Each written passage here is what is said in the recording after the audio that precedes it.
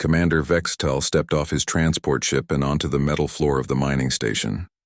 The air tasted of dust and machine oil. His forearms moved in practiced motions as he checked his inspection pad. Another routine check of another mining operation. He had done this hundreds of times across dozens of worlds. The Zephyrian overseer Kliktar approached with quick, insect-like movements. His compound eyes reflected the harsh station lights as he bowed his head in greeting. Commander Vextel, welcome to Mining Station K442. Our production numbers are excellent this quarter. The rare crystal extraction has exceeded all expectations. Vextel nodded. The Galactic Commerce Syndicate cared about numbers. More crystals meant more profit. More profit meant fewer questions asked about how the work got done. Show me the operation, Vextel said in his flat, official tone. They walked through the main corridors. Workers of different alien species moved heavy equipment and sorted materials. Most looked tired but fed. The working conditions met the basic standards required by galactic law. Vextel marked positive notes on his pad. Our efficiency comes from using the right species for the right jobs, Kliktar explained as they moved deeper into the station. Each species has natural advantages we can use. They passed through several more sections. Adult workers operated drilling machines and transport vehicles. Everything looked normal. Standard mining operation procedures. Vextel had seen it all before. I want to see the deep extraction areas, Vextel said. Kliktar's antennae twitched slightly. Of course, Commander. Though those areas can be difficult to navigate for larger beings like ourselves. They took a lift down several levels. The air grew thicker and warmer. The sound of drilling echoed through narrow tunnels. Vextel could hear something else too. Voices, small voices. What species do you use for the narrow shaft work? Vextel asked. We found the perfect solution for that challenge, Kliktar said with what seemed like pride. Humans, specifically the smaller ones. They can fit into spaces that even our mining drones cannot reach. They turned a corner, and Vextel stopped walking. In front of him were metal cages. Inside the cages were human children. The children looked thin and dirty. Their clothes were torn mining uniforms that hung loose on their small bodies. Some of them were sleeping on metal floors. Others sat quietly, their eyes dull and tired. One small girl, who could not have been older than 8, pressed her face against the bars and looked up at them with frightened eyes. What is this? Vextel asked. His voice came out quieter than he intended. Our most efficient workers, Kliktar replied. Human children are perfect for this work. They are small enough to crawl through the crystal veins. Their hands are steady enough to extract the materials without damage. And they require very little food to maintain. Vextel stared at the cages. In his long career with the Syndicate, he had seen many things. He had approved operations that other species might call cruel. But this felt different. These were not adult workers who had signed contracts. These were children. How old are they? He asked. Between 6 and 12 standard years, Kliktar said. The optimal size for the work. Too young and they lack the coordination. Too old and they cannot fit through the passages. A small boy near the front of one cage spoke up. Please, sir. I want to go home. I want to see my mama. Kliktar made a sharp clicking sound. Quiet. No talking during inspection time. The boy shrank back into the corner of his cage. Vextel watched this happen and felt something he had not experienced in years. His people were known for their logical, emotionless approach to business. But looking at these children, something stirred in his chest. Where did you acquire these workers? Vextel asked. Purchased from licensed traders, Kliktar replied quickly. All legal documentation is in order.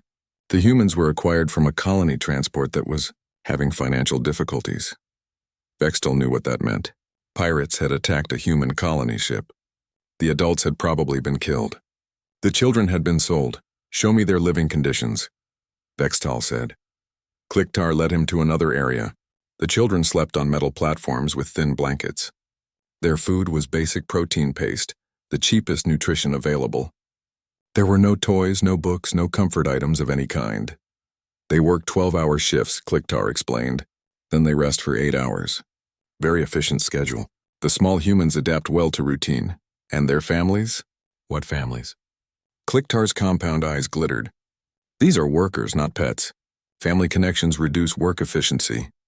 Vextel spent another hour documenting what he saw.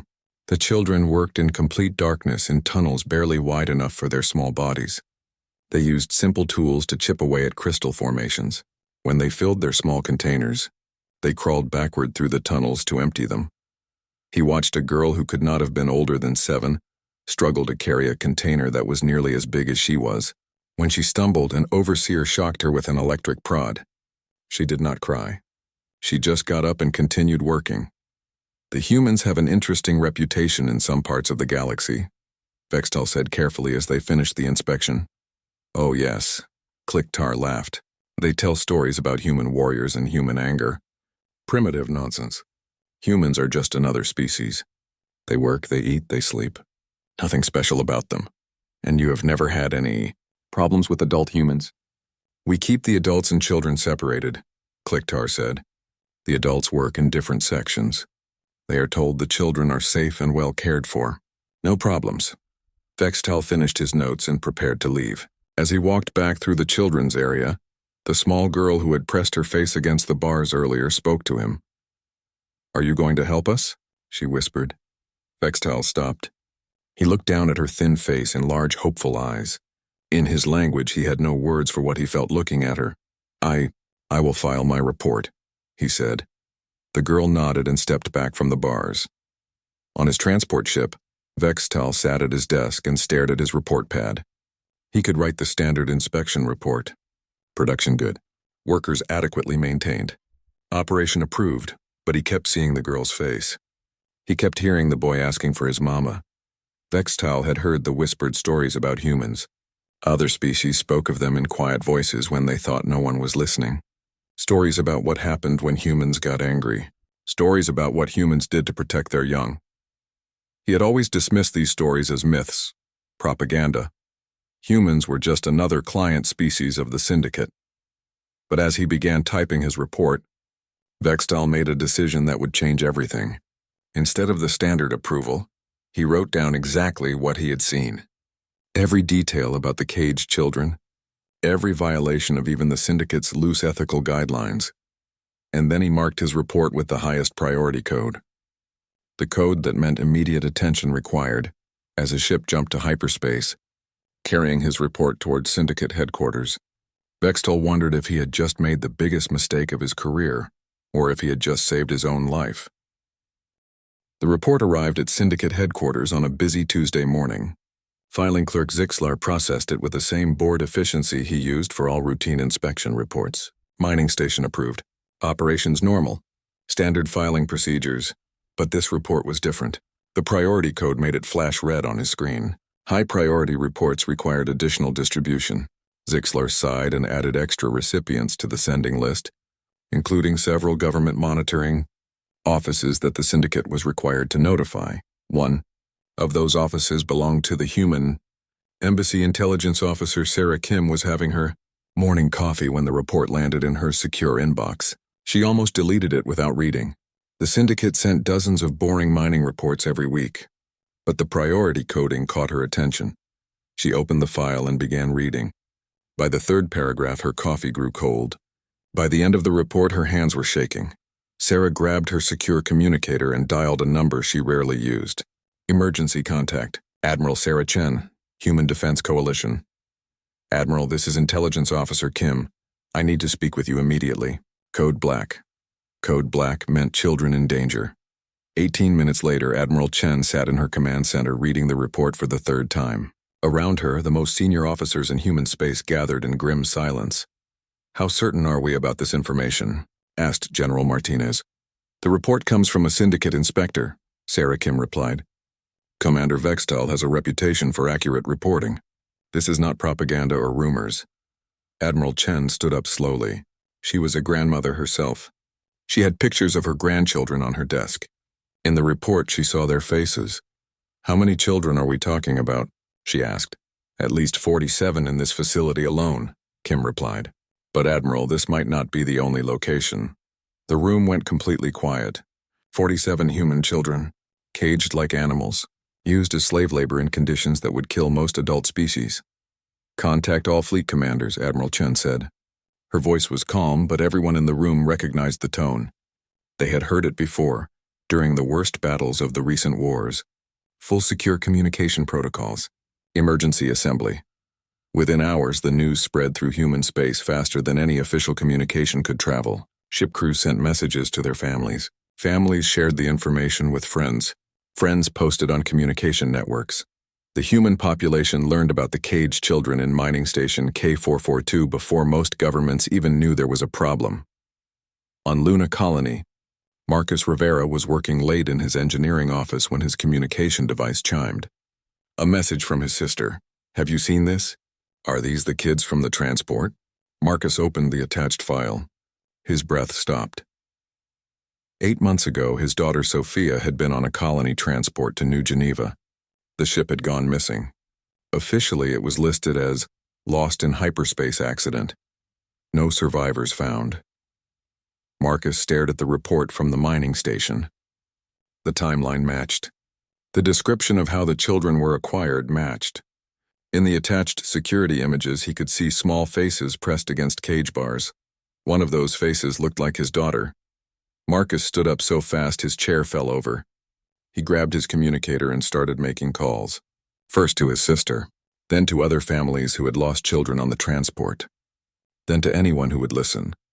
By midnight, 17 families had confirmed that their missing children might be in the mining station. By morning, the number had grown to 32. The human communication networks blazed with activity. Parents shared pictures of their missing children. Engineers volunteered to help with rescue operations. Veterans called their old military contacts on Earth. Ambassador Helen Cross received an urgent message from Admiral Chen. She was to immediately begin diplomatic procedures for retrieval of human citizens held against their will. The message included coordinates for 17 different locations across alien space. 17 locations, not just one mining station. Cross had been a diplomat for 20 years. She had negotiated trade agreements and peace treaties. She had handled delicate situations with dozens of different alien species, but she had never seen the human government move this fast. Military fleets that had been spread across hundreds of systems suddenly went quiet. Training exercises were canceled. Shore leaves were ended. Ships disappeared from their patrol routes without explanation. Other species began to notice. On the Zephyrian homeworld, government officials received concerned messages from trading partners. Why were human ships changing their routes? Why were human traders canceling contracts? Why were human diplomats asking strange questions about mining operations? The Zephyrian Minister of Commerce sent a message to the syndicate asking if there were any problems with human relations. The response was a standard form letter. All client-species relationships are normal and profitable. On mining station K442, Clicktar noticed an increase in human communication traffic. The adult human workers were sending more messages than usual. Their supervisor shifts seemed more organized. They worked with an efficiency that was almost mechanical, but their production numbers were good. Their behavior remained within acceptable limits. Clicktar filed no concerns in his daily reports. In the deepest parts of the station, the human children continued their work. They crawled through dark tunnels and chipped away at crystal formations. They filled their containers and dragged them back through passages barely wide enough for their small bodies. But something had changed. The children whispered to each other when the overseers were not watching. They shared information. They counted days and shifts. They remembered things. One of the children, a 10-year-old boy named Jake, had found a way to mark the days on his cage wall. Small scratches that looked like normal wear on the metal. He was keeping track of time. He was making maps of the tunnel systems in his head. Jake had overheard the overseer talking about an inspection. Someone important had come to see the operation. Someone who had asked questions. "Maybe someone will help us," whispered Emma, the 7-year-old girl who had spoken to Commander Vextal. "Maybe," Jake replied. But he did not put his hope in maybe. Jake was planning. Across human space, other people were planning too. Fleet Admiral Chen had called together her most trusted commanders. They sat around a secure conference table looking at star charts and tactical displays. "The mining station is in neutral space," said Admiral Torres. "We cannot simply attack it without diplomatic consequences." "We are not attacking anything," Admiral Chen replied. "We are retrieving stolen human children. The other species will see it as an act of war." Admiral Chen looked around the table at the faces of her commanders. These were people who had fought beside her in 3 different conflicts. They had followed her orders through battles that seemed impossible to win. "Let me ask you a question," she said quietly. "Do any of you have children? Grandchildren?" Every person at the table nodded. "Then you understand," she said. "We are not discussing military strategy.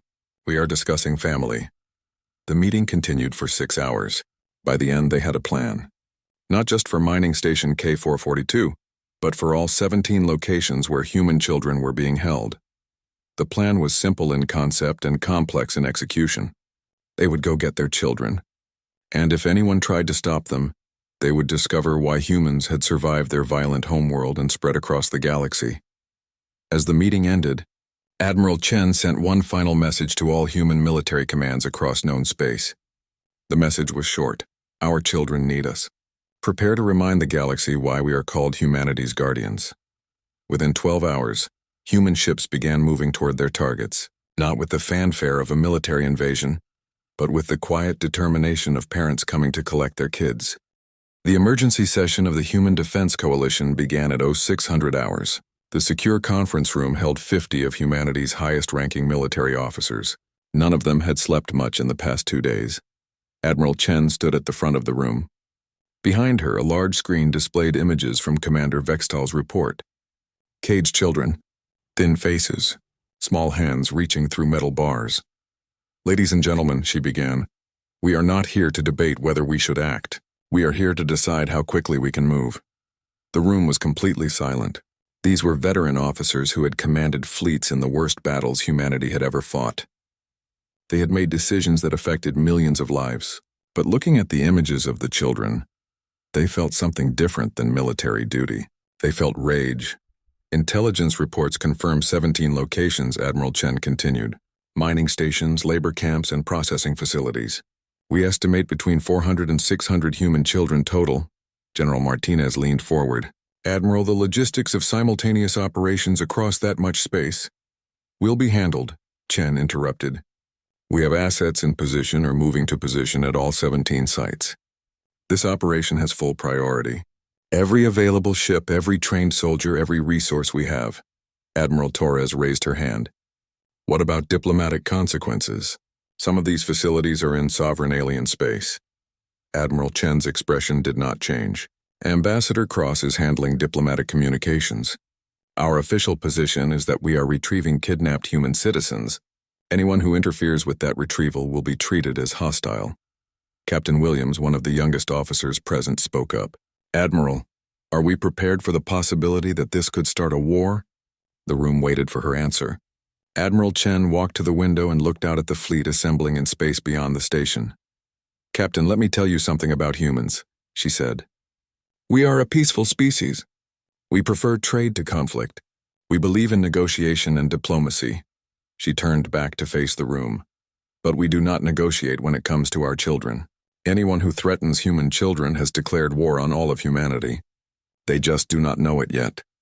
The briefing continued for 2 more hours. Attack plans, extraction procedures, medical protocols for traumatized children. Every detail was planned with military precision. As the officers left to prepare their commands, Admiral Chen called one man to stay behind. "Marcus Rivera, the father still searching for his daughter Sophia. Mr. Rivera, I have a proposition for you." "Yes, ma'am? How would you like to help us get your daughter back?" Meanwhile, across alien space, other species began to notice that something was wrong. The Altarian Trade Federation sent urgent messages to their human contacts. Half of their regular cargo runs had been canceled without explanation. Human merchants were backing out of contracts. Human colonies were restricting access to their systems. "It is like they are preparing for something," reported Trade Minister Velshan. "But preparing for what?"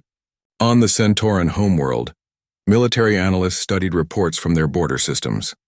Human patrol ships had vanished from their regular routes. Deep space monitoring stations reported unusual ship movements in human-controlled space. "They are mobilizing," General Thexelar told the Centauran High Council. "But against whom? We have no conflicts with humanity." The Syndicate headquarters received dozens of similar reports. Human activity had changed dramatically over the past week. Production schedules were being abandoned. Trade agreements were being put on hold. Diplomatic meetings were being canceled. Director Quaxtel called an emergency meeting of the syndicate board. We may have a problem with our human client populations. What kind of problem? Asked board member Ziltar. The kind that affects profit margins, Quaxtel replied grimly. Back on mining station K442, Clicktar was beginning to worry. The adult human workers had become strange. They worked their shifts with mechanical efficiency, but they seemed to be watching everything. Counting things. Memorizing details. The humans are acting unusual, reported Overseer Tixelar. They have stopped talking to each other during work periods, but they seem more coordinated somehow. Increase security monitoring, Clicktar ordered, but do not disrupt production. The quarterly reports are due next week. In the depths of the station, the human children continued their grim work. But Jake, the 10-year-old who had been marking days, had made an important discovery. The ventilation system connected all parts of the station, and voices carried through the vents. He had heard the adult human workers talking in whispers during shift changes. They were talking about home, about family, about people coming to help. Listen, Jake whispered to the other children during their rest period. The grown-ups think someone is coming for us. How do you know? Asked Emma, the 7-year-old. I heard them talking. They said families are looking for us. They said ships are coming. The children had learned not to hope too much. Hope hurt when nothing happened. But something felt different now. Even the guards seemed nervous. That night, Jake made another mark on his cage wall. Day 243. But for the first time, he drew an arrow pointing up, toward the surface, toward space, toward home. Commander Vextal received an urgent message from Syndicate headquarters. He was to return immediately to his ship and report to Director Quaxtel's office. The message was marked with security codes that Vextal had never seen before. As his transport prepared to dock with his command ship, Vextal received another message. This one was from an encrypted source he did not recognize. Commander Vextal, your report saved lives. Human ships are coming to retrieve the children. Stay out of their way. They will not harm you if you do not interfere. But they will not negotiate either. Find somewhere safe and wait. Vextal stared at the message. Human ships. Coming for the children. He thought about the stories he had heard. The whispered warnings about human anger. The legends about what happened when humans went to war. Vextal made a decision. Instead of reporting to headquarters, he sent a message to mining station K442. Clicktar, this is Commander Vextal. Evacuate all non-essential personnel from the station immediately. Shut down all weapon systems. Prepare to receive a diplomatic mission. What are you talking about? Came Clicktar's reply. Our production schedules... Forget the production schedules, Vextal transmitted back. The humans are coming for their children. And if you try to stop them, they will show you why they are called the most dangerous species in the galaxy. But Clicktar did not listen. He was focused on his quarterly reports, his production numbers, his corporate advancement opportunities. He had no idea that 67 human warships were already within 12 hours of his position. The ships moved through space like shadows. Their hulls were painted in deep blacks and dark grays that absorbed scanner signals. Their engines ran on quiet power that left minimal heat signatures. On the lead ship, Admiral Chen stood on the bridge looking at the tactical display. Around her, the crew worked with the calm efficiency of professionals who had done this kind of work before. Admiral, reported the navigation officer, we are 8 hours from target. All ships report ready. And our diplomatic vessel? Ambassador Cross's ship is 4 hours ahead of us. She will arrive first as planned. Admiral Chen nodded. The plan was elegant in its simplicity. Diplomacy first. Give the aliens a chance to release the children peacefully. But if they refused... Communications. Send message to all ships in the task force, she ordered. Yes, ma'am. Remind all commanders that our mission is to retrieve human children and bring them home safely. Everything else is secondary. Yes, ma'am. Admiral Chen looked at the stars ahead. Somewhere out there, human children were waiting in metal cages. They were hungry, scared, and far from home, but not for much longer. The diplomatic vessel Peaceful Resolution approached mining station K442 with all the standard protocols of a routine trade mission. Its hull gleamed with polished metal and diplomatic markings. Its communication signals requested docking permission for commercial negotiations regarding labor contracts. Clicktar received the request during his morning production review. Human diplomats wanting to negotiate labor contracts was nothing unusual. The syndicate encouraged direct communication with client species to avoid misunderstandings. "Grant docking permission to Base 7, he instructed his communications officer. "I will meet with them after the shift change." The ship docked smoothly. From the external viewports, it looked like any other diplomatic vessel. Clean, professional, unremarkable. The docking crew that guided it into position noticed nothing unusual about its design or capabilities. They did not notice that its hull was reinforced with military-grade armor. They did not see the concealed weapon ports that could open in milliseconds. They did not detect the advanced scanning equipment that was already mapping every system on the station. Ambassador Helen Cross stepped off the ship wearing her formal diplomatic robes. Behind her came a small team of assistants carrying briefcases and translation equipment. They looked exactly like what they claimed to be. Trade negotiators here to discuss business. One of the assistants was Marcus Rivera. His identification listed him as Cultural Liaison Specialist. He carried himself with the calm professionalism of a government expert. No one looking at him would guess that his hands were shaking with barely controlled emotion. "Ambassador Cross," Kliktar greeted her with the standard Zephyrian bow. "Welcome to Mining Station K442. I understand you wish to discuss labor contract modifications." "Indeed," Cross replied smoothly. "The Human Colonial Administration has received reports about working conditions at several mining facilities. We would like to inspect those conditions personally to ensure compliance with interspecies labor agreements." Kliktar's antennae twitched slightly. "Of course, though I assure you all our procedures meet or exceed syndicate standards." "I am certain they do," Cross said. "However, direct verification helps prevent future misunderstandings." The tour began in the administrative sections.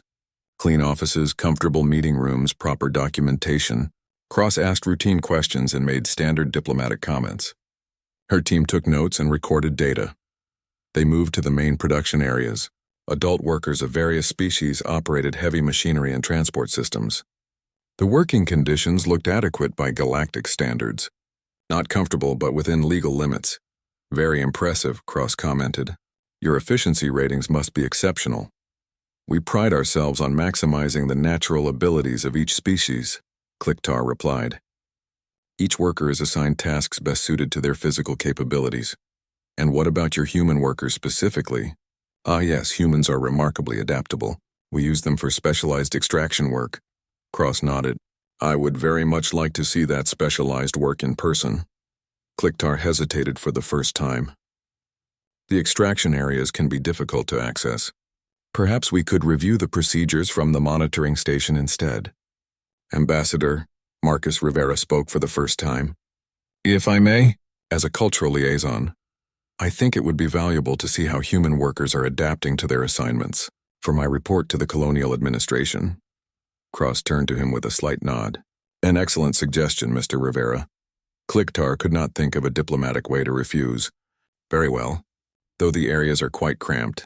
They took the lift down to the deep levels. The air grew warmer and thicker. The sounds of drilling echoed through narrow corridors. Cross noticed that her team's portable scanners were picking up interesting data about the station's internal structure. "The human workers are particularly effective in our narrow passage operations," Kliktar explained as they walked. "Their smaller size allows access to crystal formations that our mining drones cannot reach." They turned a corner, and Cross saw the cages. For a moment, her diplomatic composure cracked. Her face went completely still, and her eyes focused with laser intensity on the metal bars and the small faces behind them. Marcus Rivera saw his daughter. Sophia was thinner than he remembered. Her hair was dirty and cut short. She wore a mining uniform that hung loose on her small frame. But her eyes were the same eyes that had hugged him goodbye 8 months ago. She looked up at him through the bars and whispered, "Papa?" Marcus Rivera had trained for this moment. He had practiced maintaining his cover. He had prepared for the emotional shock of seeing his child in these conditions. None of that preparation mattered. He took a step toward the cage before Cross caught his arm. Her grip was firm and her eyes warned him to stay in character. "Fascinating," she said in a voice that could have frozen atmosphere. "These appear to be very small humans." "Yes," Kliktar replied, completely missing the danger in her tone. "Human children are ideal for this work. Their size, their dexterity, their minimal nutritional requirements, very cost-effective. Children, Cross repeated. Between 6 and 12 standard years old, Kliktar continued proudly. The optimal age range for narrow passage work. They can crawl through spaces that adult humans cannot access. Cross stepped closer to the cages. The children looked up at her with expressions that mixed hope with the wariness of beings who had learned not to expect kindness from adults. And their families? She asked. What families? Kliktar's compound eyes reflected the corridor lights. These are contracted workers. Family attachments reduce efficiency. Cross nodded slowly. She moved her hand to her communication device and spoke quietly into it. Control, this is Ambassador Cross. Condition confirmed. Begin Phase 2. Kliktar did not understand the words, but something in Cross's tone made his survival instincts activate. Ambassador? Is everything satisfactory? Cross turned to face him. Her diplomatic smile was gone. In its place was an expression that Kliktar had never seen on any species before. It was the look of a predator that had found something threatening its young. Mr. Kliktar, she said in a voice that was perfectly calm and absolutely terrifying, you have just shown me caged human children. You have told me that you use them as slave labor. You have separated them from their families and treat them as property. They are contracted workers under legal syndicate agreements. They are children, Cross interrupted. Human children.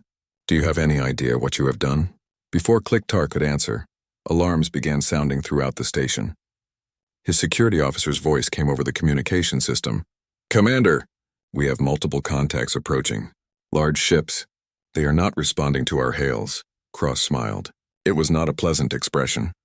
Those would be my colleagues, she said. I do hope you have been taking good care of our children. Through the station's viewports, the stars began to change. What had appeared to be distant asteroids were suddenly revealed as massive human warships. They had been there all along, invisible and waiting. The station's defense systems activated automatically, targeting sensors locking onto the approaching vessels. But before any weapons could fire, every system on the station went dead. Lights, communications, weapons, everything except life support. In the sudden darkness, emergency lighting cast red shadows across the caged children. Sophia pressed her face against the bars and called out, Papa, Papa, is that really you?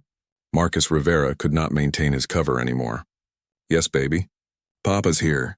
We're going to take you home. Kliktar backed against the wall as Cross's diplomatic team produced equipment that was definitely not standard for trade negotiations. They moved with military precision, setting up portable lights and scanning devices. Ambassador, Kliktar's voice shook. What is the meaning of this? Cross looked at him with eyes that held no diplomacy at all. Mr. Kliktar, you asked what families mean to humans. You are about to find out. The sound of heavy footsteps echoed through the corridors above them. Many footsteps. Moving with purpose. Admiral Chen's voice came over the station's communication system, reaching every speaker that still had power. Attention all station personnel. This is Admiral Sarah Chen of the Human Defense Coalition. You are currently holding human children against their will. You have exactly 10 minutes to unlock all containment areas and move to central processing for evacuation. Anyone who interferes with the retrieval of these children will be considered hostile.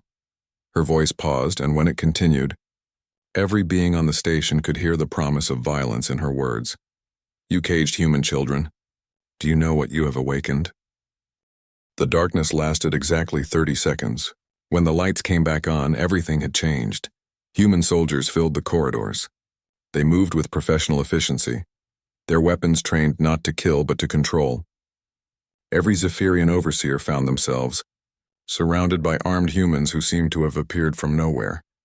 But the soldiers were not the most frightening thing on the station. The most frightening thing was their absolute silence. These were not conquerors celebrating a victory. These were not warriors showing off their power. These were parents who had found their children in cages, and they were working with the focused intensity of people who had a job to finish. Admiral Chen walked through the station corridors like she owned them. Behind her came medical teams carrying supplies for traumatized children. Behind them came technical specialists who began opening every lock, every cage, every barrier that stood between the human children and freedom. Kliktar pressed himself against the wall as she approached. His compound eyes tracked her movement like a prey animal watching a predator. You are the station commander? She asked. I am Overseer Clickter. This operation is fully licensed by the Galactic Commerce Syndicate. All documentation is in order. These workers were legally acquired. These are children, Admiral Chen interrupted. Her voice was calm, reasonable, terrifying. Human children. The youngest is 6 years old. They are contracted laborers. They are babies. Chen stepped closer to him. You put our babies in cages and made them crawl through mining tunnels for 8 months. Around them, the rescue operation continued with mechanical precision. Medical teams examined each child, treating injuries and malnutrition. Technical teams documented evidence of the living conditions. Communication teams contacted families to confirm the identity of each rescued child. Marcus Rivera knelt beside his daughter's cage as a specialist worked on the electronic lock. Sophia pressed against the bars, her small hand reaching through to touch his face. "Papa, I knew you would come," she whispered. "I told the other kids. I said our families would find us." "I'm sorry it took so long, baby," he replied, his voice breaking. "I'm so sorry." The cage door opened. Sophia ran into her father's arms and held on like she would never let go. This scene repeated throughout the station. Children reuniting with rescue teams who carried pictures of their families. Children who had not seen a friendly adult face in months, suddenly surrounded by people who spoke their language and promised to take them home. But not all the children had family members on the rescue team. Some of the parents had died in the colony ship attack. Some families still did not know their children were alive. Admiral Chen found Emma, the 7-year-old who had asked Commander Vextal for help. Emma sat in her opened cage, afraid to come out. Too many months of captivity had taught her that leaving her cage meant being hurt. Chen knelt down outside the cage and held out her hand. "Hi, Emma. My name is Sarah. I'm here to take you somewhere safe." Emma looked at her with eyes that held too much knowledge for a 7-year-old. "Are you really going to help us?" "Yes," Chen said simply. "And you won't put us back in the cages?" "Never again." Emma crawled out of the cage and took Chen's hand. As they walked toward the medical station, she looked up at the Admiral. "The bad bugs said no one cared about us," she said quietly. "The bad bugs were wrong," Chen replied. "Everyone cares about you. Your whole species has been looking for you." Clicktar watched this exchange from where he stood under guard. "Admiral Chen, I must protest these actions. The Syndicate will not stand for this violation of sovereign commercial space." Chen turned to look at him. "Mr. Clicktar, let me explain something to you. You kidnapped human children. You tortured them. You treated them like property. They were legally acquired workers. They were our babies," Chen said, and her voice carried the promise of violence. "And you hurt them."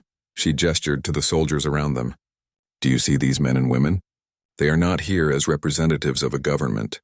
They are not here as military forces. They are here as members of a species that protects its young. The rescue operation took 6 hours.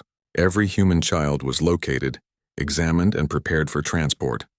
Every piece of evidence was documented. Every Zephyrian involved in the operation was identified and detained. But Admiral Chen was not finished. "Mr. Clicktar, you asked if I know what we have awakened," she said as the last of the children were loaded onto medical transport ships. "Let me show you." She activated a communication device that connected to the station's main display screen. The screen showed a star map of the local galactic region. "You see these red indicators?" she asked. "Those are the other 16 facilities where human children were being held." Clicktar looked at the map. Each red indicator was blinking. As he watched, they began turning green, one by one. "Each green indicator represents a successful rescue operation," Chen explained. 17 locations, 637 children, all recovered, all safe. The map showed the scope of what humanity had accomplished. In less than 72 hours, they had mobilized resources across half the galaxy, located and infiltrated 17 heavily defended facilities, and extracted their children without losing a single life. "This happened simultaneously?" Clicktar asked. "Within a 4-hour window," Chen confirmed. "When humans decide to act, Mr. Clicktar, we act with purpose." She turned off the display and faced him directly. "Now, let me tell you what happens next. You and every other being involved in this operation will be transported to human space. You will stand trial for crimes against children. Some of you will spend the rest of your lives in prison." Clicktar's antennae drooped. "And the Syndicate?" The syndicate has already agreed to new protocols for the treatment of all species, Chen replied. They have also agreed to pay reparations to the families of every child who was harmed. And if they had not agreed? Admiral Chen smiled. It was not a pleasant expression. Mr. Klicktar, the syndicate's total military capacity is approximately 400 ships. Humanity deployed over 2,000 ships for this operation. What do you think would have happened if they had not agreed? As the human fleet prepared to leave the mining station, Commander Vextal requested permission to board Admiral Chen's flagship. He found her in her command center, watching the medical reports on the rescued children. Admiral, I wanted to speak with you about my report, he said. Chen looked up from her datapad. Commander Vextal, your report saved 637 lives. Thank you. I did not expect this level of response. Commander, let me ask you a question. Do your people have children? Vextal's forearms moved in his species' gesture of affirmation. Yes, children are precious to my people. Then you understand, Chen said. When someone threatens human children, they threaten the future of our entire species. We cannot allow that to happen. We will not allow that to happen. Vextal nodded slowly. The other species will remember this day. Good, Admiral Chen replied. I want them to remember. I want them to tell stories about what happens when you cage human children. I want those stories to spread to every species in the galaxy. She turned back to her datapad, where pictures of smiling children filled the screen. Children who were clean and fed and safe. Children who were going home to their families. Let them all know, she said quietly. Humans forgive many things. We are patient with cultural differences. We negotiate in good faith and honor our agreements. She looked up at Vextal one last time.